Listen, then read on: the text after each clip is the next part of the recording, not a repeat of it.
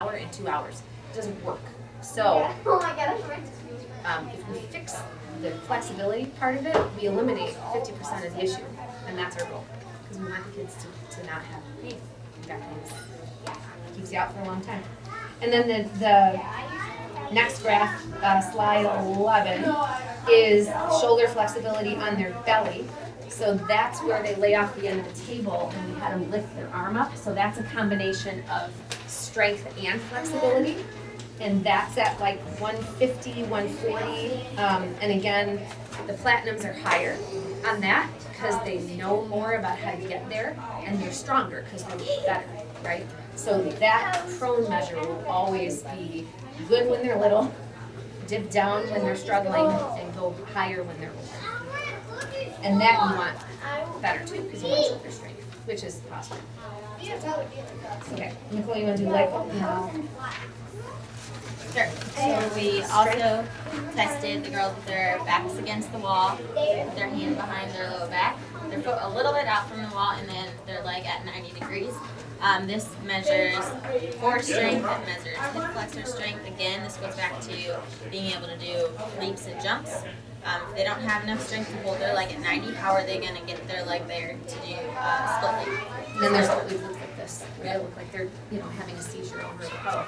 So we want them to be vertical and be strong enough to get there, right? So we tested it. Yep. They don't like it.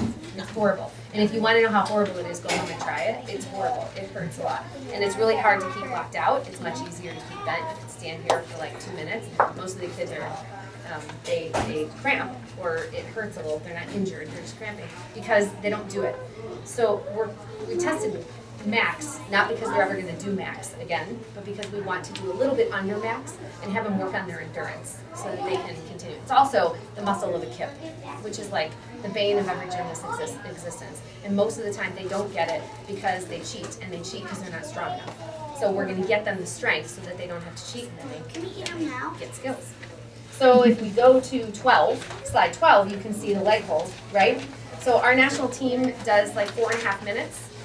On average, when we baseline test gyms, we're at 10 to 20 seconds. So your averages are right kind of in that 10 to 20 second thing.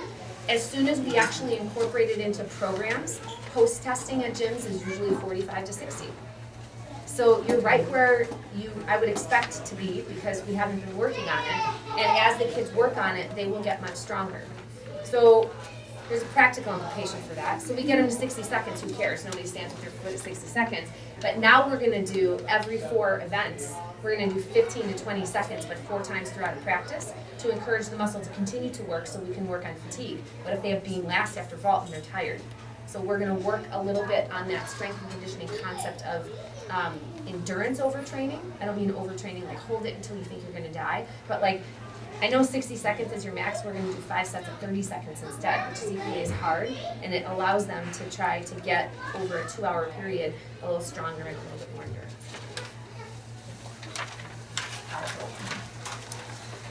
So hollow hold. Does everybody know what a hollow hold is? No, maybe. Is this sturdy, Chris? I've never laid on it, so. If I fall, Nicole's here. So a hollow hold is taking your body and holding it up in the air in a position, right?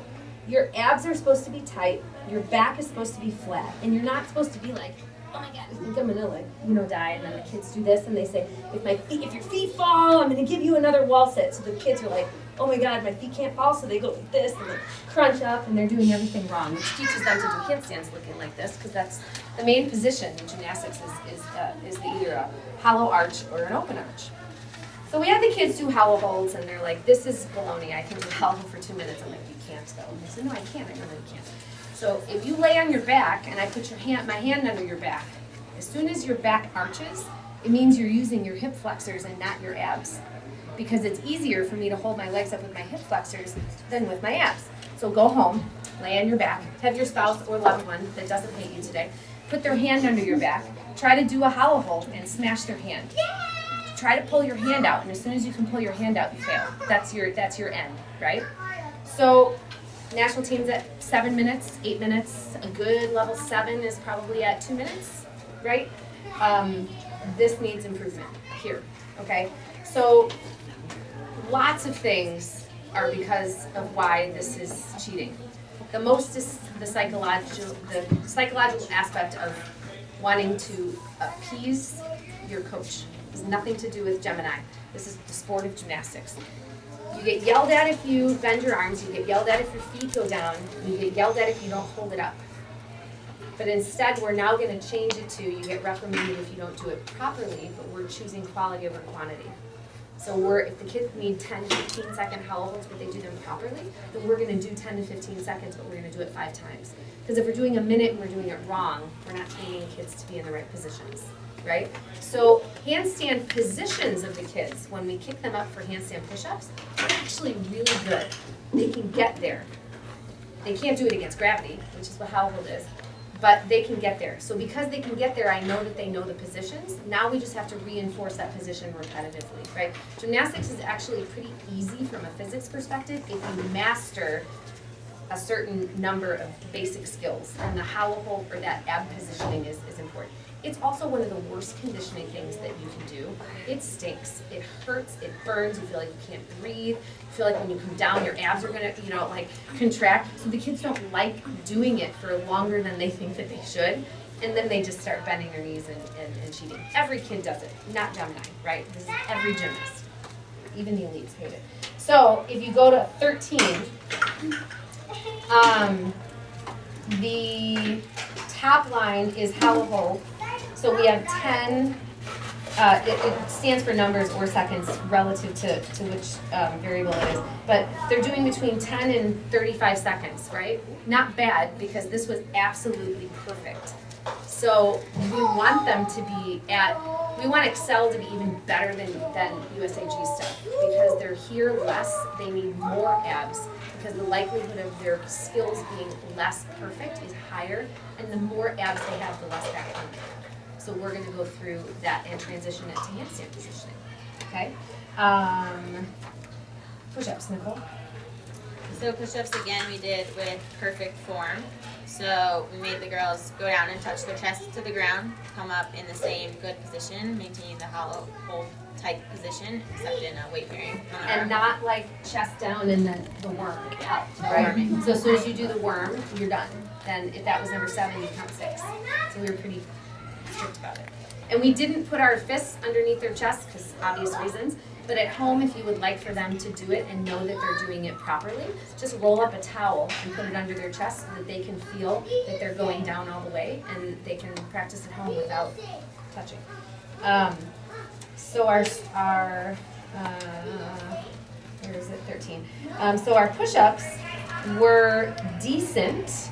Obviously, they're getting better as the kids get better and older. Platinums are higher than bronze. One would expect that because you need more arm strength to do back handsprings and higher skills, and you can't do them if you don't have strength. So that's pretty assumed. Okay. The least impressive test at Gemini was handstand push-ups. I'd put you guys probably in the scary low level, and we're going to work on that with some really neat ways to make the kids better.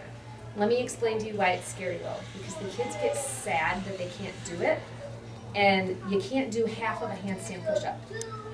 So you can do 5 push-ups instead of 10, because everyone can do 1, right? But if you can't do 1, you can't do a half of 1, because when you get down, if you can't get up, it's impossible. So this is a very slippery slope in the minds of the athletes to make sure that they're not like, oh my God, I'm so horrible, I can't do a handstand push-up. Absolutely not. We're not going to do handstand push-ups in the traditional way for like 2 months. They're going to break it down into 3 or 4 different types of exercises that lead them to success and feeling excited that they're doing something that's 50% body weight and they can do 10, 20, 30 reps of. Once they get to be able to do 30, they can probably try a handstand push-up and succeed, right? Doesn't mean that they can't do partner holding ones. Part of the reason that they can't do them is because they cheat when they do them. They arch their backs, they tap their heads, they bounce off, they split their legs open so the partner is actually helping them by holding their legs together. So we're gonna make the exercises they do independent, so they can't cheat by having somebody help them, but so that they succeed in knowing that they're accomplishing something. Otherwise, if you try handstand push-ups for 3 months on your own and you get 0 for 3 months, you give up because it's really hard to jump from 0 to 1, right? If the kids start, if I go to an elite gym and I get some kids that start at 5 and they improve to, to 7, say they go from, it's a bad number, say they go from 4 to 6, it's 50% improvement. Well, to be a 50% improvement, if you can do 20, would be 20 to 30. That's crazy, right? So we look at your percentages, not necessarily your numbers, and how much you've improved. 0 to 1 is it double? Is it triple? Is it 100 times? Because 100 times 0 is 0, 2 times 0 is 0. So were they able to do like an inch off? Were they able to push hard enough to toot? Were they able to and get through and then they failed? Or were they just unable to? Nobody knows because there's no fraction of 0. So just letting you know that that's scary if they say, oh my gosh, I'm a failure, I did 0. Not at all. We're going to break it down so that they can know that they're doing well in some of the half and partial body weight push-up stuff. It's all about perception because that's a big thing. It's like men growing facial hair. You just feel like a failure whether you can control it or not. So you see the little line on the very bottom. I think the average here was like a 0.4. So we're going to work on that. Okay? It has nothing against the gym. It just is, and part of that is Excel, part of that is age, part of that is just that we're going to give you guys tools to make it better. And it's a really hard thing to do. It's really hard. Yeah. Okay. And if you all want to try when you go home, I take no medical responsibility for adults doing handstand push-ups in their house. If the kids honestly are going to try on their own at home, put a couch cushion down so that they can try until failure and they can hold a handstand and they can lower themselves down because the eccentric phase is really important too. And if they fall, they don't fall. They just bump their head on, because they try in the basement on like linoleum. And then it hurts a lot, and then they cry, and then they don't want to do it again, and you yell at them, and it's the best. So that's handstand push-ups.